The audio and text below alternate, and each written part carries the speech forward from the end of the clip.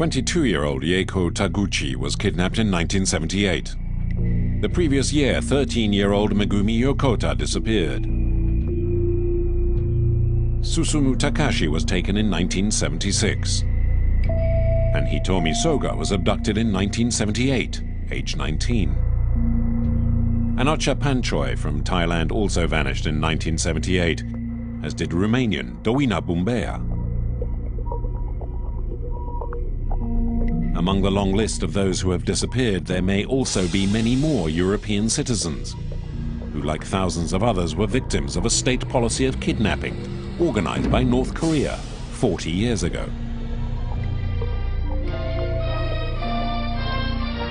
Hostages of various nationalities taken to teach North Korean spies their languages and the capitalist way of life, so that the spies could better infiltrate foreign countries.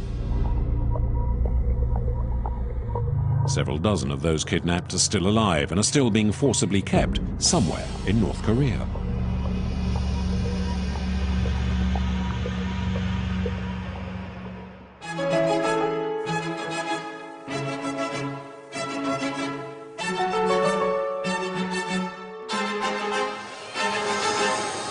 In Tokyo, everyone has heard about the kidnappings. The return of the Japanese citizens taken by the North Koreans has become a national priority. Two people symbolize the movement more than anyone else. They are retired couple Saki and Shigeru Yokota. For the last 35 years, they have determinedly attended conferences, demonstrations, and appeared in the media.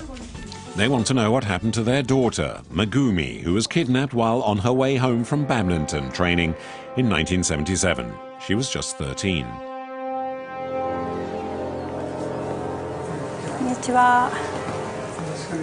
Saki and Shigeru Yokota have been looking for their daughter ever since. They have looked everywhere and are out of their minds with worry.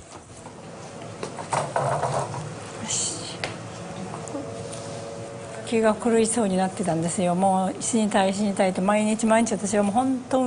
was going crazy.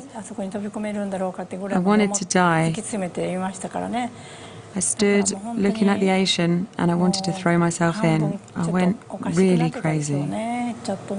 But I couldn't carry on like that. I needed to look after her twin brothers, to feed them and take care of them. But when I was alone, I cried constantly. I couldn't stop myself. I would go looking in the town for Megumi. If I saw a girl the right age, I would tell myself that she looked like Megumi. And I would grab her to look at her face, to check it wasn't her. I was just desperate to see her face. But it was never her. I told her, no, it's not her. He always said it to me, but I couldn't help myself. I needed to go and check, but it was never her. I did it so many times.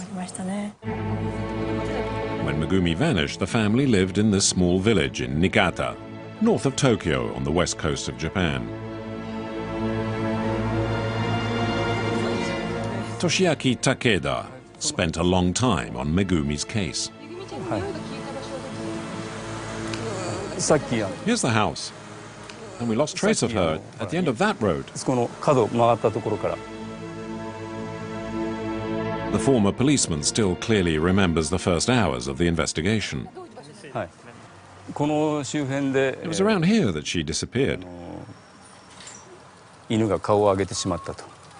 The police dog lost her scent here. He lifted his head because he couldn't smell anything more.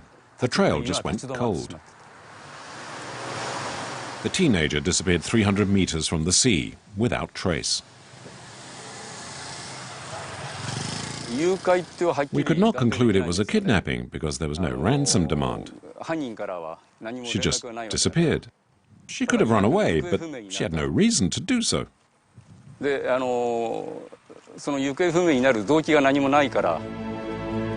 months passed and turned into years. In 1997, the shocking truth finally comes out. Megumi Yokota was in fact kidnapped by North Korea. The information came from a former North Korean spy. Megumi was in fact kidnapped and then transported by boat. She was calling out and making a lot of noise, and so she was thrown down in the hold. Little Megumi was desperately trying to escape, but it was in vain. He told us that she had tried to pull the doors off with her bare hands. She carried on until her hands bled. This region on the west coast of Japan is the closest point to North Korea. The two countries are separated by only 900 kilometers here. You see over there? It is Sado Island, and just behind that is North Korea.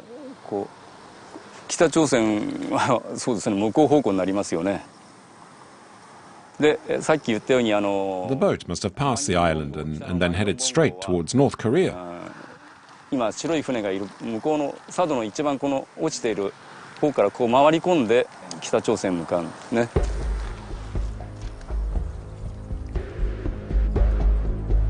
Megumi Yokota was in fact kidnapped and then taken by force to North Korea by boat.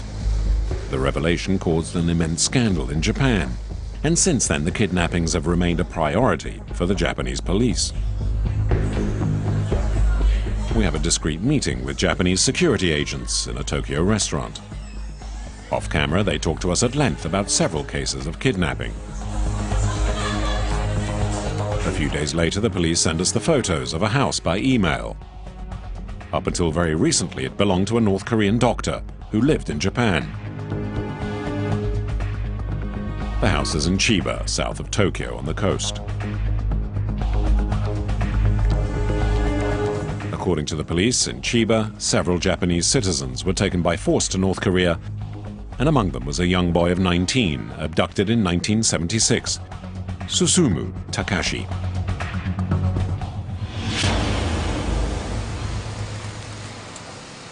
This is his brother, Fujita. We asked him to accompany us to the house. He spent decades searching all over Japan for his brother, Susumu.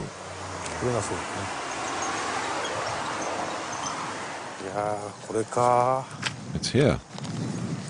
And just behind is the sea. And it's all closed up.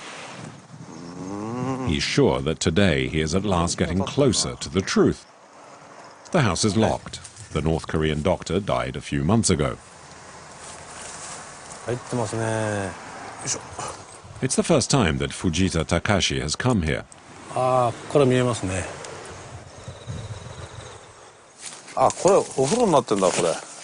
going to look inside. That must be the bathroom.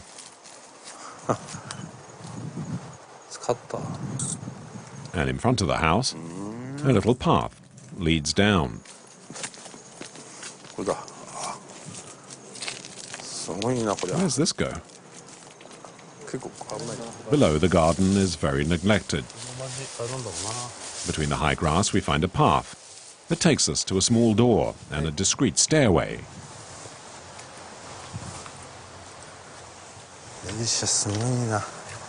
And here... this must be a private beach.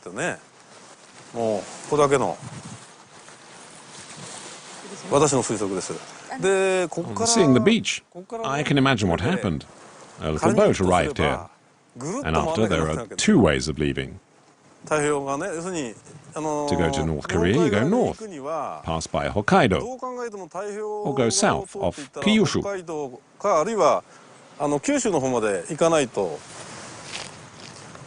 Fujita Takashi has no more doubts that his brother was kidnapped by North Korea on this very beach. He finds this discovery overwhelming. I asked myself how he must have felt. I realized how difficult it must have been for him. It's very painful to think about that. He was probably brought here just after he was kidnapped. I think that if the police had looked here, if they had found him then, they could have saved him. But Fujita knows that his brother is still alive. thanks to this photo taken in Pyongyang by a North Korean defector who sent it to him a few years ago. Compared with his ID photo, here is Susuma Takashi after 37 years in North Korea. It leaves one question. How did the North Koreans escape the attention of the Japanese Navy? Maybe an answer can be found here at the headquarters of the Japanese Coast Guard. They keep their best prize in this hangar. It's a North Korean spy boat. And here, the incredible images captured by the Coast Guard themselves during the dramatic events that unfolded that day. It's the 21st of December, 2001. A trawler boat appears in Japanese territorial waters, and they're acting suspiciously. Stop where you are, cut the engines now.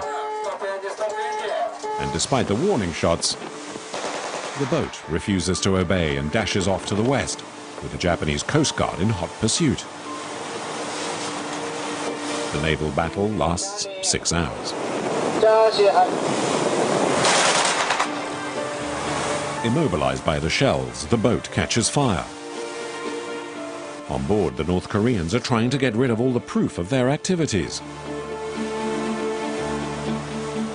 The motor has broken down, and in the end they are boarded by the Japanese Coast Guard.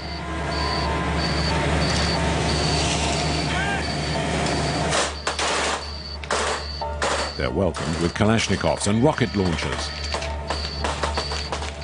In the middle of the night, the boat sinks, resulting in the death of all 15 North Koreans on board.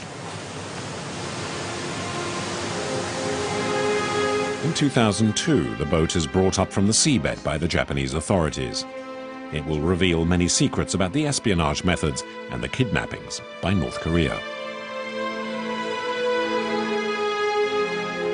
Today, Japanese tourists come from all over the country to admire the ghost ship that could have kidnapped any one of them. The wreck housed a massive arsenal, anti-aircraft guns, rocket launchers, grenades, assault rifles, and also this underwater scooter, which is completely indispensable when leading an espionage mission. An officer from the Coast Guard is here to explain to the tourists the incriminating evidence found on the fake fishing boat. He is most proud to show the back of the vessel.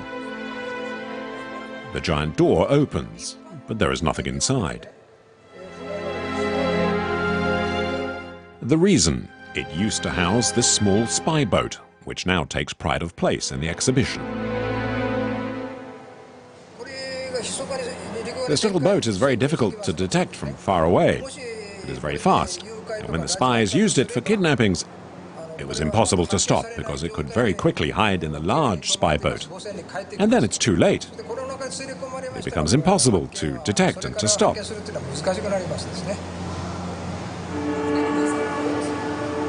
Conceived by the spy masters in North Korea, the boat was destined to fool the enemy until its capture.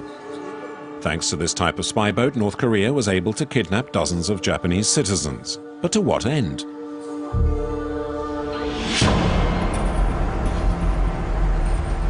This is Seoul, South Korea, the 12th most powerful economic nation in the world, despite the tension with its communist neighbors. And in the capital, there are many North Korean defectors and refugees.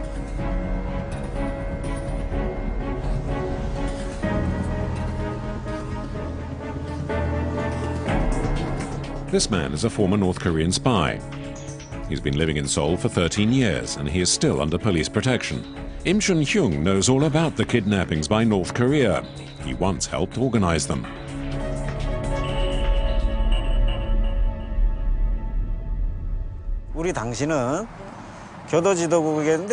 I was part of the training unit. Today it has a different name. It is called a storm unit.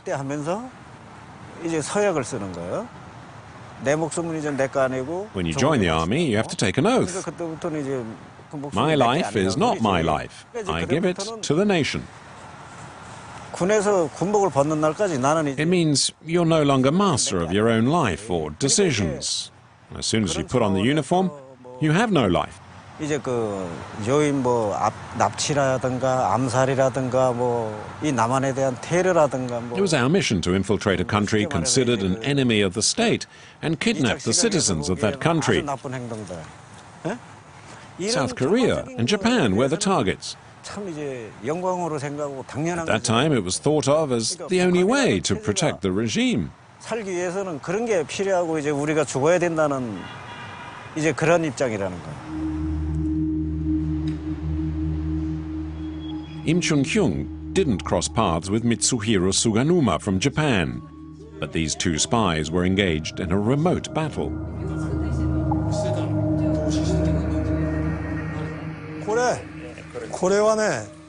This was a reward given by the Navy. I was a professor at the School of War at the time. For a long time, Mitsuhiro Suganuma led the counter-espionage department of the Public Safety Agency of Japan. He confirms that all the Japanese kidnappings were part of a precise plan. Their job was to teach their native language to the Pyongyang spies. North Korea's goal is revolution. They want to invade South Korea and unify the two countries.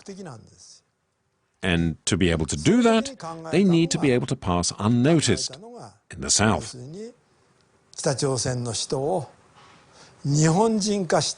To look like and act like they are Japanese, so that they don't get arrested. That's why they need to kidnap Japanese people, to teach them the language, and the manners, the comportment of their spies.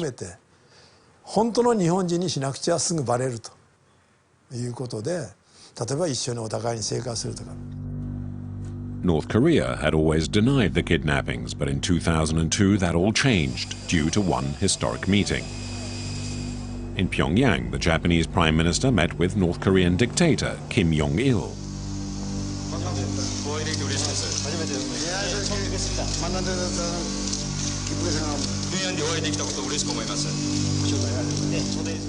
The historic moment came after several hours of discussion. Kim Jong-il finally admitted to the Prime Minister Koizumi the sad truth that North Korea had indeed kidnapped Japanese citizens. The Democratic People's Republic of Korea have given us some new information on the issue of kidnappings that we have been asking them about. I argued resolutely with Kim Jong-il, and he admitted, honestly, that the North Koreans have kidnapped our citizens. He apologized and has promised to do all in his power to stop this from happening again.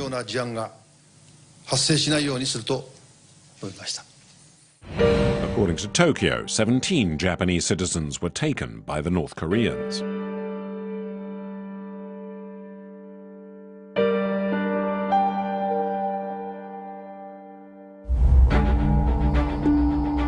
One month after admitting their guilt, the North Koreans free 5 Japanese citizens. The 5 returned to their homeland after a quarter century of silence.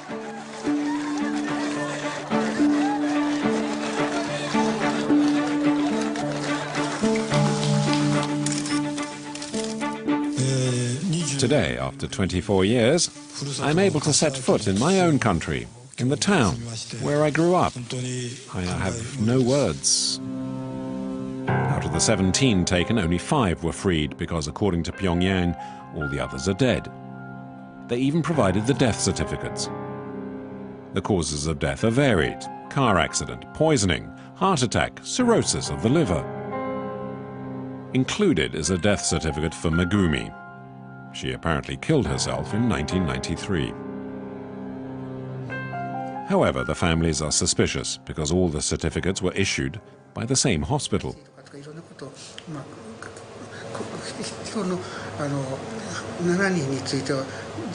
All the 7 kidnapped, who are supposed to be dead, were issued death certificates from the same hospital, even though they lived in different regions. So we don't trust the North Korean authorities at all. It seems likely that they just made copies of death certificates and changed the names, putting their stamp on afterwards. If we put them on top of each other, we can see that all the stamps are in exactly the same place. Pyongyang even delivered a sample of what they said was Megumi's DNA, but it doesn't match that of one taken when she was a teenager.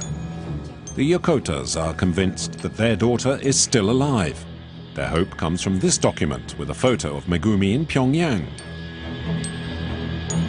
They also have the testimony of the 5 liberated Japanese victims, including that of this woman, Hitomi Soga. She knew Megumi well and claims to have lived with her for several months in Pyongyang in the 1980s. Hitomi Soga was taken at the age of 19, at the same time as her mother, who is still missing. The sky, the earth, the trees are all saying, "Welcome back home." She doesn't want to talk about her years of captivity in North Korea, but the whole of Japan knows her story. Her destiny was linked to that of her American husband, Charles Jenkins. In 1965, Charles Jenkins was a sergeant in the American Army on posting to South Korea. To avoid taking part in the Vietnam War, he deserted and fled to North Korea.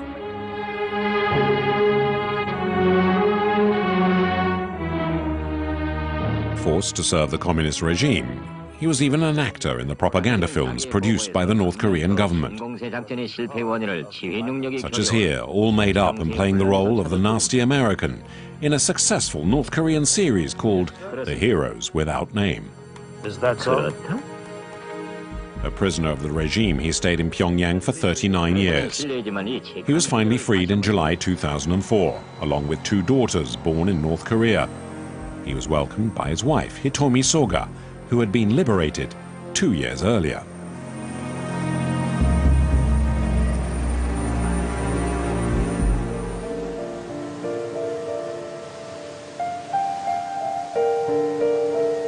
To meet this extraordinary family of Cold War escapees, we take the ferry. It is nearing the end of summer and hundreds of Japanese tourists take the boat to Sado Island. In the Middle Ages, the island was nicknamed the Cursed Island. Aristocrats and samurais who opposed the regime were exiled here. Today, the island is much more welcoming, and its most famous inhabitant is Charles Jenkins. He lives on the island with his wife and 2 daughters, and has been given Japanese nationality. There is a telling phrase at the entrance to the museum where he works. "Now I'm the happiest I've ever been." The museum is about the history of the island, and Charles himself has also become a local attraction. Thanks to him, the shop selling traditional cakes is always full. And all the tourists have just one thing in mind: to get their photo taken next to Charles Jenkins.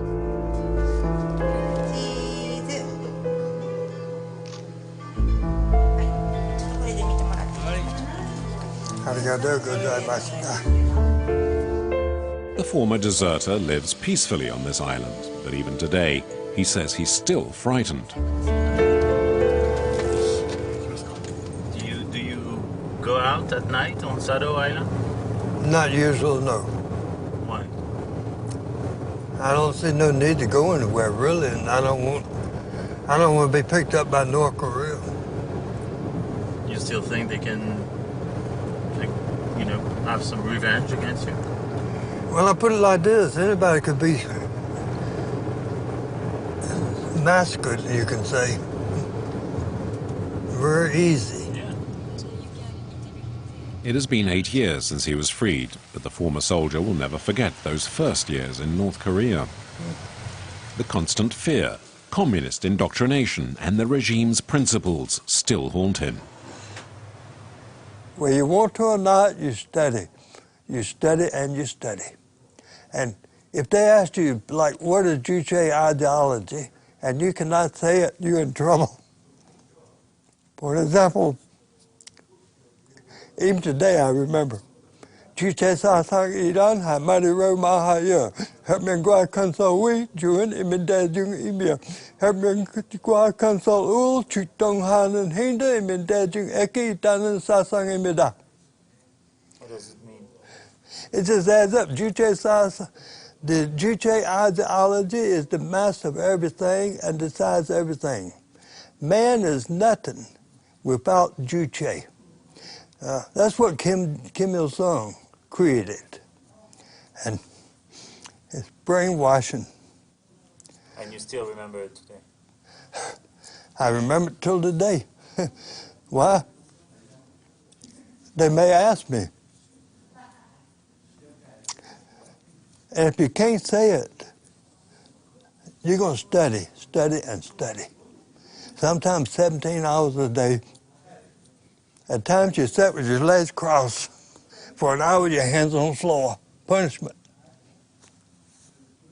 After 1 hour, change over. Legs crossed this way and you cross your arms like this. It's punishment. That's what they made you do?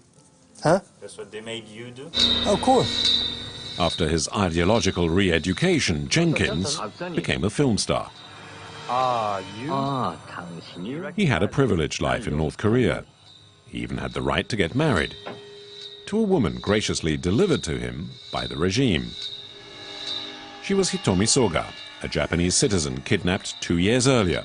They told me they would give me an Asian girl, a good one. I was only with her about a week. I went to the movies and they told me about the abduction. I come back and I told her. She said, me? What?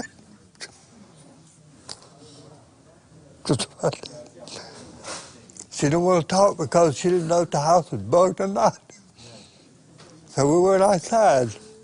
And then she told me how she was abducted, her and her mother, not far from here.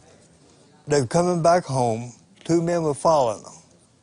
Well, after the 2 men followed them, they got almost home, they grabbed them, put her in a bag over his shoulder and to the river. It was here that the young girl of 19 and her mother were forcibly taken one day in 1978. Hitomi Soga was to be a prisoner of North Korea for 24 years. To this day, she still doesn't know what happened to her mother. In Japan, Hitomi Soga is not the only one living with the pain. The abductions have devastated dozens of other families as well. The kidnappings have become a national cause, and the country now even has a minister to oversee the issue. However, the negotiations are tense and difficult in the face of North Korean inflexibility. You know, the families of those taken are getting old. They are now all 70 or 80 years of age. I keep telling the North Koreans that it is important to liberate the remaining kidnapped whilst their families are still alive. The minister is using the testimony of the 5 released by Pyongyang to put the pressure on. All 5 agree that there are other kidnappees that are still alive in North Korea. One man investigates tirelessly. He was the head of a commission that investigated and has already delivered a list of 71 other people that were kidnapped by North Korea. A much larger number than the 17 officially approved cases. And the list of possible kidnapped victims grows every day. There are now nearly 500 names on the list.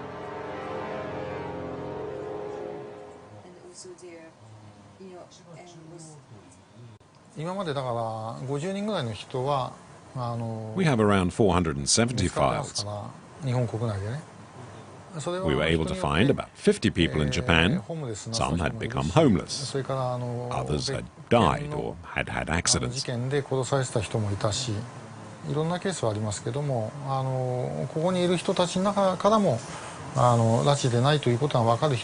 But despite 10 years of investigations, we have been unable to find any trace of the others. Some of the cases are very troubling. And we therefore believe that the rest of those on the list are likely to have been taken by force or convinced to go to North Korea.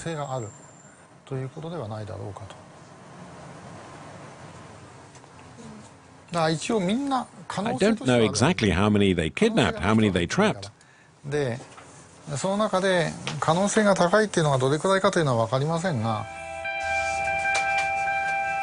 No matter how many there are, it is important to remember them and to keep hope alive by any means necessary.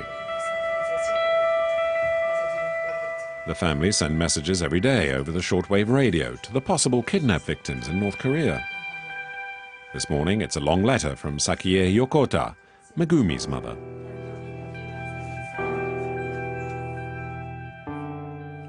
My darling Megumi, 35 springs have passed since I saw your face.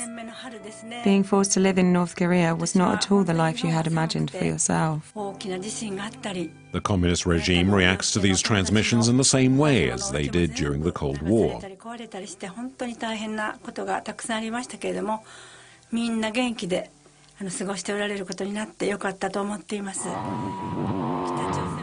They jam the signal, forcing the radio station to regularly change frequencies. That sound means that the North Korean army are jamming our frequency. They jam the radio so that no one can listen to our programs.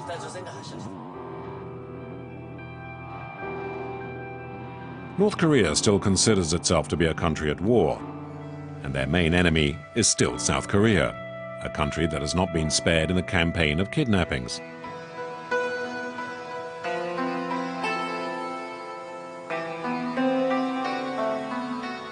In fact, they were the very first victims. And as is often the case in South Korea, the families put their hope in God, that they will one day see their loved ones again.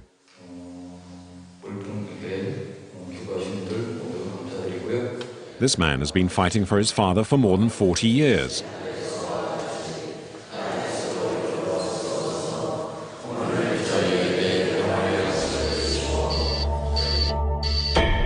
In 1969, a Korean Air passenger plane was hijacked and forced to land in Pyongyang. There were 46 passengers on board. A few weeks later, the North Koreans freed around 30 people, but they kept the plane, the flight team, and 5 passengers. Among them was Hwang In-cheol's father. I've heard it said that sometimes, after an informal trial, the people who have been kidnapped were executed. Even if he is not dead, my father could not live like that. His conscience and his beliefs mean he cannot live under such duress. He has become a slave, and he must have had to change himself to fit the tastes of his jailers.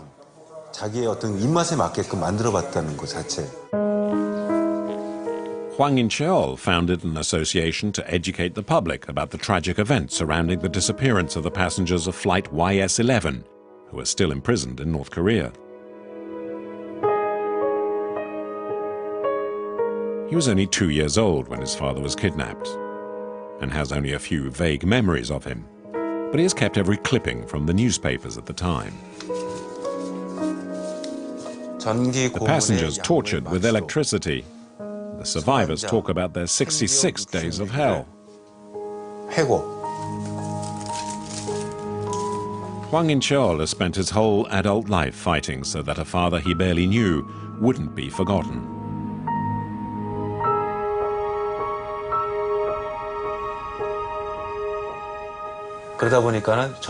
In fact, I've never been able to have a normal life. For my whole life, it has been difficult. That's all I know. I've spent my life trying to fight for my father and trying not to put that burden on my daughters. I continue to fight for my father, but at the same time, I have financial worries. I'm not in a good position in society. I'm in a social minority. I have to look after my wife and children.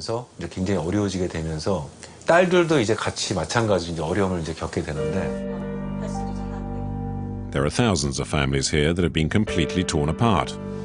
Some associations estimate that more than 3,800 South Koreans have been kidnapped by the North, since the end of the war in 1953.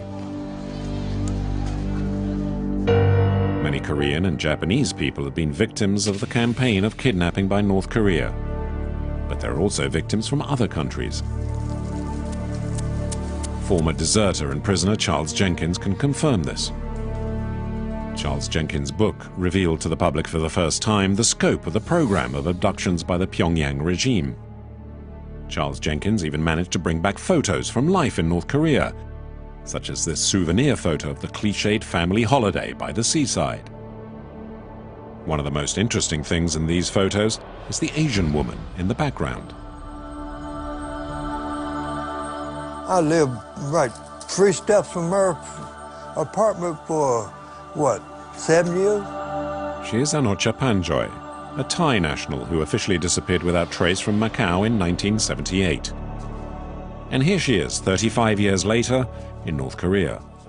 Yes. This is Anocha? That's her. No doubt. She's never happy. No one never happy in North Korea. They were abducted. She always wanted to go back home, just like my wife. On top of the kidnappings of Japanese and South Koreans, it seems that a Thai citizen was also abducted. To verify this information, we head to Thailand and find this man.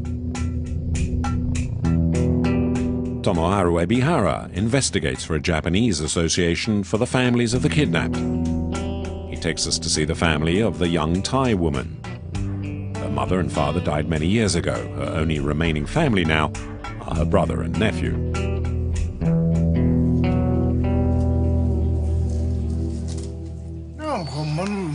Not her. That's not my sister, but here she is. That's my sister. She disappeared in 1978, and we have had no news from her for 20 years. When I learned that she'd been kidnapped, I couldn't believe it. Why would someone want to hurt her? Why would they take her? But I feel that she is alive. I just know it.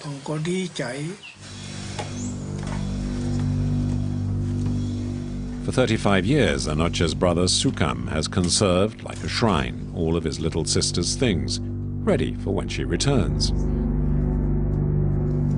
For Tomoharu Ebihara, the kidnapping of this young Thai woman proves that they are still a long way from knowing the truth about the kidnapping of foreigners by North Korea.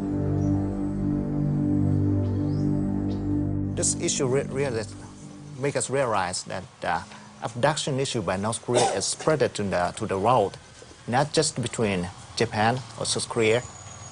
And in the same year, we get another testimony also from Mr. Charles Jenkins, a Romanian also abducted. Do you know this woman? Yeah. That's Donna. That's who? Donna from Romania original. Charles Jenkins confirms that at least one European was abducted by North Korea, a young Romanian woman called Doina Bumbea, taken in 1978. Charles knew her well. She told me one time, just wait, North Korea's going to get overthrown, the government. It's going to go back to capitalists. And we're going to live right here just like we're living now, but we're going to live good. What she told me. Doina Bumbea, a pretty young woman originally from Craiova, Romania, where her brother and mother still live. The last time he saw his sister, Gabriel Bumbea, was 9 years old.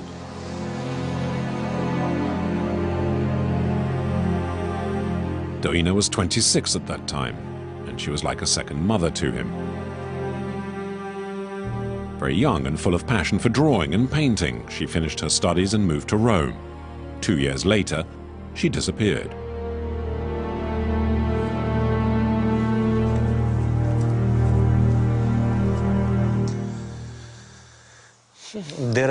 I only learned that she was kidnapped in 2007, when pieces of information from Charles Jenkins' book started appearing on the internet. Nobody in my family knew anything about these kidnappings in 1978. My sister had simply just disappeared. Fenomen s-a produs în 1978 când a dispărut complet.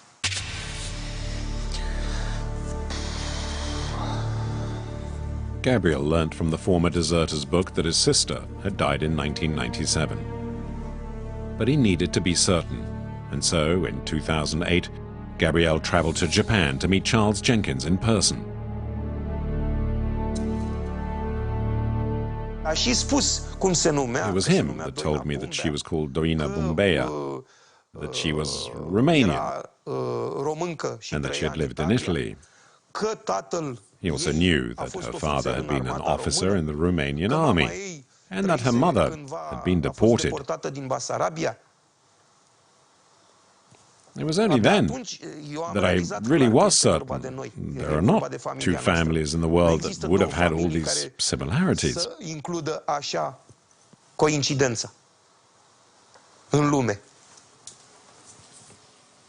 Doina, a prisoner of the North Korean regime for all these years, it was completely incomprehensible to her mother. At 82 years old, her grief still cuts deep. North Korea took everything from her.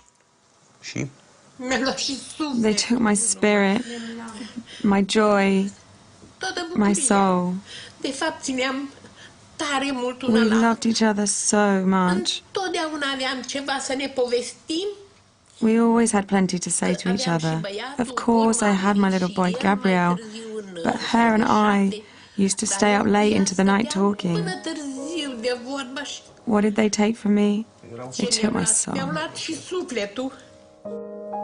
To try and understand what happened to Doina, we decided to track down one of her old friends.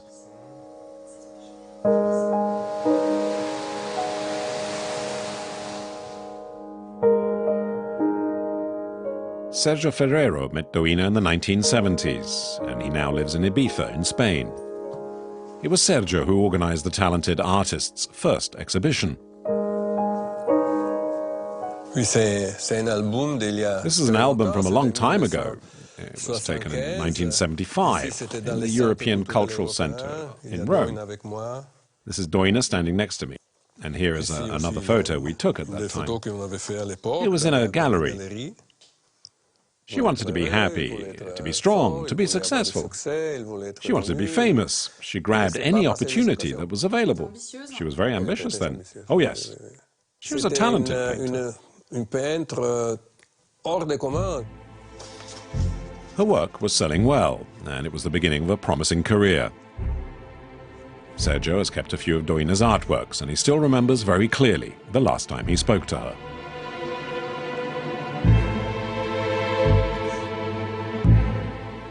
I didn't hear from her after the exhibition in the European Cultural Center for 2 or 3 months. And then one day she called me from Tokyo. She said, "Listen, Sergio, thanks to you, I'm in the Hilton Hotel in Tokyo, and I have a painting exhibition here. It's a big success. It's fantastic. Kisses. Ciao." So it's very possible that she met someone there who had a gallery, who asked her to take a trip with him. It would have been very easy to get her to Tokyo with a promise of an exhibition. After the telephone call, Doina Bumbea disappeared. She was kept prisoner in North Korea for 19 years. In Pyongyang, Charles Jenkins saw her often, until her death in 1997. And she apparently died in North Yes, lung cancer. And what he made it worse, she knew she died. They diagnosed her with lung cancer. And about 6 or 7 months later, she died. On top of hundreds of Japanese and probably thousands of South Koreans, one Romanian victim was definitely kidnapped by North Korea. So the kidnapped targets were not only from Asia, but from Europe as well. Doina is not an isolated case, as former North Korean spy Im Chun-hyung can confirm. He refuses to say whether he was involved in the kidnappings, but he remembers often seeing Europeans in Pyongyang towards the end of the 1980s. They were there to teach the spies their native languages, and they were very noticeable. Did you see those European women? Yes, of course. Do you remember how many of them you saw? 여자들 보신 거네요? How 몇 명이나 보셨나요? Well, you know, it's very rare to see foreigners in North Korea. It's difficult to say. How many did you see? At the language school, I saw about 15. About 15 women? Yes, I think I saw about that. You know, that in North Korea we didn't see many foreigners at all, so I couldn't tell whether they were from Holland or somewhere else. We could only tell if they were black or white or a bit tanned. It's impossible to say whether they were French or Dutch or Americans. The Japanese authorities have the testimony of former North Korean spies who state that there were European hostages in Pyongyang. Back in Tokyo, we're trying to get a precise number of foreigners kidnapped. We're with the Minister for the Kidnappings by North Korea, and he tells us something very surprising. In fact, 4 Lebanese women were kidnapped in 1978. They were liberated in 1979, thanks to the efforts of their government. The Lebanese refused to back down. They forced the North Koreans to free the 4 women. We have found the stories of these 4 Lebanese women. In this Lebanese newspaper, dated the 9th of November 1979, an article tells the story of these young women who were kidnapped and then freed a year later. It's especially interesting because of the details of what the women witnessed while they were being kept on a North Korean military base. There were 28 young women, including 3 French women, 2 Italians, 3 Dutch, and women from the Middle East and Eastern Europe. They told us that it was impossible for all these women to resist. We did some research and tracked down the 4 women. One returned to North Korea, where she married another American deserter. One took refuge in the United States. The remaining 2 still live in Lebanon. But they refused to meet with us. They didn't want to talk about what happened.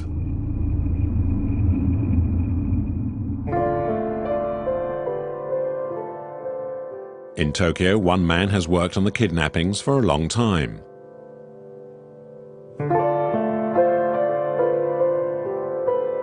He's the president of the main association for the disappeared in Japan. Tonight, in one of his offices in the center of the Japanese capital, Tsutomu Nishioka shows us a shocking document that came from the North Korean administration.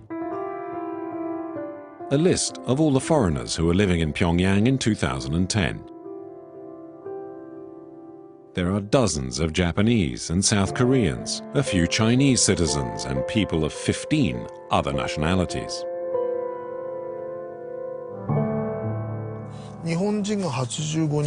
On the list, there are 85 Japanese people and 39 of various other nationalities. There's Xian, the Lebanese woman who went back to live there. But there's not Anocha, the Thai woman who disappeared, or Doina, the Romanian. There's a Russian man who works in a factory that produces everyday products. He's 51 years old. There's also a German. It says that he does manual work for the army. There's also another German who works in a factory. And there's a woman from Czechoslovakia. She's a housewife. And then there's a French woman. She's 91 years old and married to an officer in the North Korean army.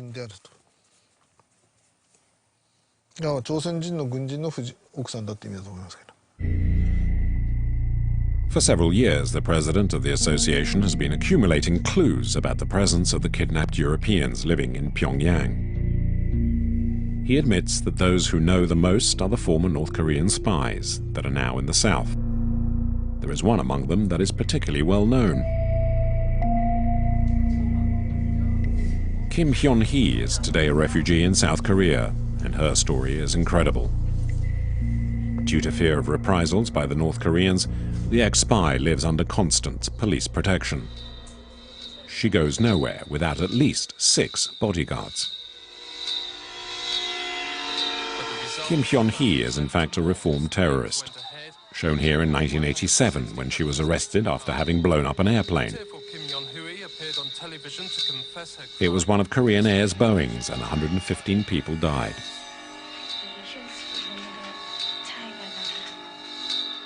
She still recalls the moment when she put the bomb on the plane.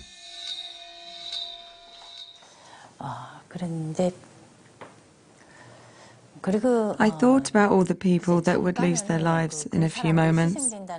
It was difficult, but I was convinced that I was acting for the best, to reunify our two countries. The young spy had been completely brainwashed. We were like that. When a commanding officer ordered a soldier to put a bomb somewhere, we didn't think about the difficulties. The soldier had received a mission to put a bomb in a certain place, and it had to be done. That's how we were trained. At the time, they said to me that what I was doing was helping to provoke a revolution in South Korea, which would lead to the unification of our two countries. I was ready to fight and to die to achieve this goal. Condemned to death but pardoned a few years later in exchange for information on the North Korean regime, Kim Jong-II knows perfectly well the North Korean Secret Service and how they operate. She claims, in addition, at least one French citizen was kidnapped by North Korea. It was in a military residence in Pyongyang that a cook told her about something that had happened there.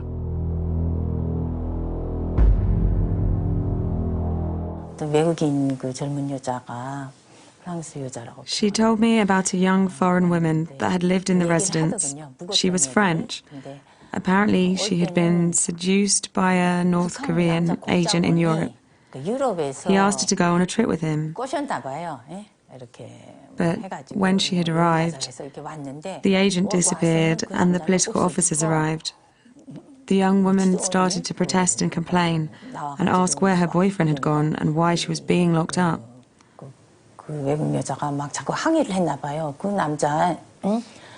I was told that she was taken to the toilets and beaten for having refused to obey an order. She was covered in bruises and the cook saw tears in her blue eyes as the soldiers took her off somewhere else.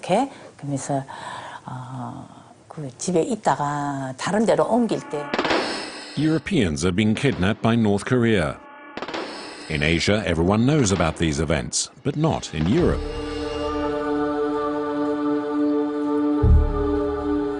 In France, the disappearance of French citizens from foreign countries is normally followed by the Minister for Foreign Affairs. So we ask for an interview with him. After several weeks of waiting and hoping, we finally get an answer.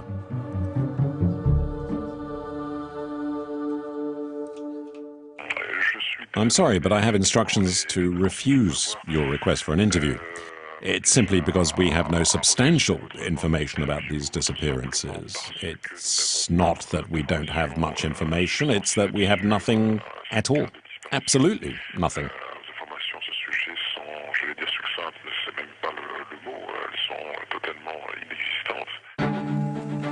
According to our information, France was warned several times over the years about the kidnapping of French citizens by North Korea. But for the French diplomats, the claims didn't even merit a look through the archives. The testimony of former spies or freed hostages are very clear. Europeans were abducted. They were French, Dutch, and Italian. We decide to speak to the police in these countries, but once again we're refused. Neither the French, Dutch, or Italian police have any information they can give us. They claim they have never even heard about these events.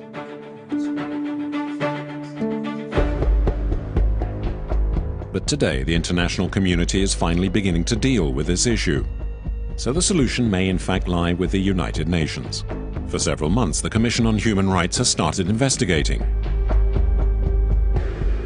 Fujita Takashi has even spoken in front of the Commission about his brother, held against his will in Pyongyang for 37 years.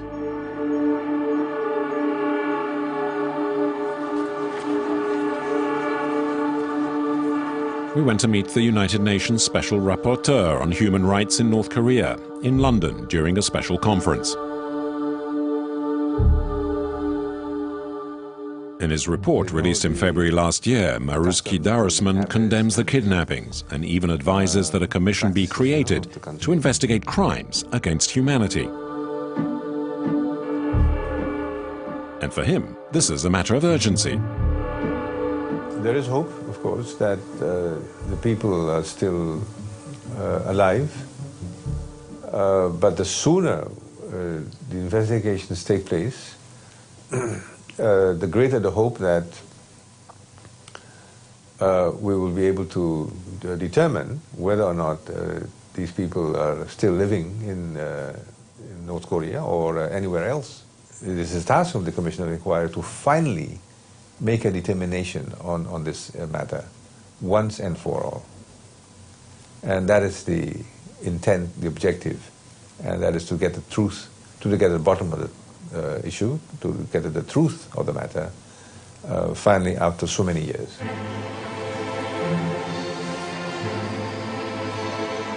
The search for the truth.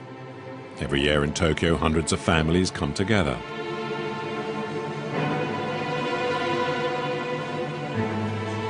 And every September, the Japanese capital commemorates the liberation of the first of those kidnapped by North Korea.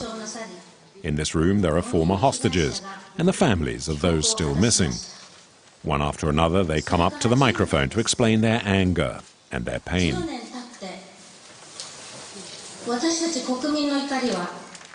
The now famous mother of Megumi, the young girl of 13 who was taken, is the last to speak. Hello. Thank you so much for all your support over all these years. If you, North Korea, want to become a great nation in the eyes of the world, you must first free our dear children, those that you have taken from us. Give them back to the warmth of their parents' arms. We are enraged.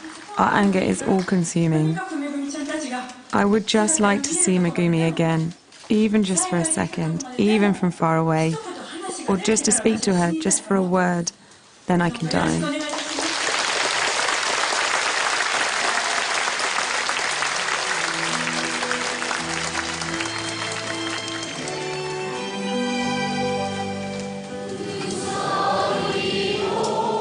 According to the associations of the Japanese disappeared, there are still hundreds of kidnapped victims in Pyongyang. They've been kept there for 40 years. People from Japan, South Korea, some from China, 3 from Malaysia, 1 from Thailand, and almost certainly several other European citizens.